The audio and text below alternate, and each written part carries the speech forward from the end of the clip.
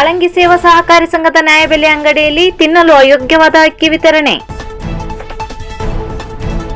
ಶಿರ್ಸಿ ತಾಲೂಕಿನ ಕಾಳಂಗಿ ಸೇವಾ ಸಹಕಾರಿ ಸಂಘದ ನ್ಯಾಯಬೆಲೆ ಅಂಗಡಿಯಲ್ಲಿ ಜಾನುವಾರುಗಳು ತಿನ್ನಲು ಅಯೋಗ್ಯವಾದ ಅಕ್ಕಿ ವಿತರಣೆ ಮಾಡಲಾಗಿದೆ. ಈ ನ್ಯಾಯಬೆಲೆ ಅಂಗಡಿಯಲ್ಲಿ ಕಳೆದ 2 ತಿಂಗಳಿನಿಂದ ಇದೇ ರೀತಿಯ ಕಳಪೆ ಗುಣಮಟ್ಟದ ಅಕ್ಕಿ ವಿತರಣೆ ಮಾಡಲಾಗುತ್ತಿದ್ದು, ಈ ಬಗ್ಗೆ ಗ್ರಾಮಸ್ಥರಿಂದ ತೀವ್ರ ಆಕ್ಷೇಪ ಉಂಟಾಗಿದೆ. ಗುಣಮಟ್ಟದ ಅಕ್ಕಿ ವಿತರಣೆಯಾಗದಿದ್ದರೆ ತೀವ್ರತರವಾದ ಹೋರಾಟ ಮಾಡುವ ಬಗ್ಗೆ ಎಚ್ಚರಿಕೆ ನೀಡಿರುವ ರೈತ ಮುಖಂಡ ಯುವರಾಜ್ ಗೌಡ. ನ್ಯಾಯಬೆಲೆ ಅಂಗಡಿಯ ಶಾಖೆಯಾಗಿರುವ ಒತ್ತಲ ಶಾಖೆಯಲ್ಲಿ ಕಳಪೆ ಅಕ್ಕಿ 2 ತಿಂಗಳಿಂದ ಯಾವುದೇ ಮನುಷ್ಯರು ಊಟ ಮಾಡೋಕ್ಕೆ ಬರ್ತಾ ಇಲ್ಲ.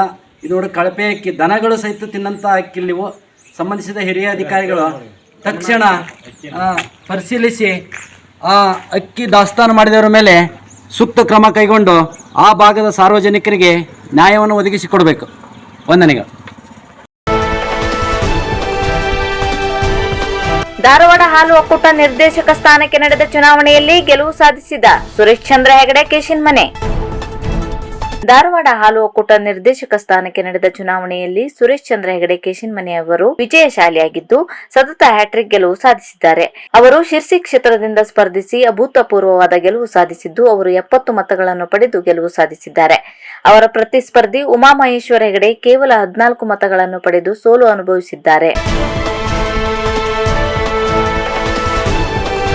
ಶಿರ್ಸಿ ಕುಮಟಾ ರಸ್ತೆಯ ಕೆಲವೊಂದು ಭಾಗ ಚಿಂದಿ ಚಿತ್ರಾನ್ನವಾಗಿದೆ. ರವೀಂದ್ರ ನಾಯ್ಕ ಆಗ್ರಹ. ಸದ್ಯ ಪರಿಸ್ಥಿತಿಯಲ್ಲಿ ಅಗಲೀಕರಣಗೊಳ್ಳುತ್ತಿರುವ ಶಿರ್ಸಿ ಕುಮಟಾ ರಸ್ತೆಯ ಕೆಲವೊಂದು ಭಾಗ ಚಿಂದಿ ಚಿತ್ರಾನ್ನವಾಗಿದ್ದು ರಂಗೋಲಿ ಹಾಕಿದಂತಾಗಿದೆ. ಈ ರಸ್ತೆಯಲ್ಲಿ ಸಂಭವಿಸಬಹುದಾದ ಗಂಭೀರ ಸ್ವರೂಪದ ಅಪಘಾತ ಮತ್ತು ಸಾರ್ವಜನಿಕರ ಅನಾನುಕೂಲವನ್ನು ಪರಿಗಣಿಸಿ ಸೂಕ್ತ ಕ್ರಮ ಜರುಗಿಸಬೇಕೆಂದು ಸಾಮಾಜಿಕ ಹೋರಾಟಗಾರ ರವೀಂದ್ರ ನಾಯ್ಕ ಆಗ್ರಹಿಸಿದ್ದಾರೆ.